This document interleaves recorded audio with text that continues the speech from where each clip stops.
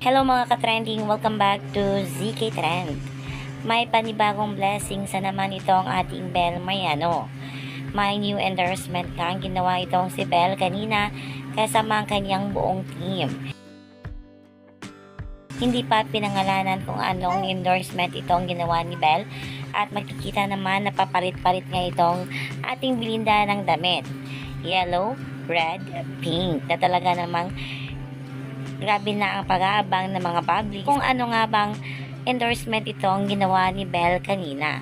Talaga namang punong-puno ng blessings itong ating Belle na kahit nga pilit na binababa ng mga bashers ay ipinataas pa rin si Belle ng lahat ng mga nagmamahal sa kanya. Congratulations Belinda, at talaga namang deserve na deserve ni Belle ang ganitong mga blessing.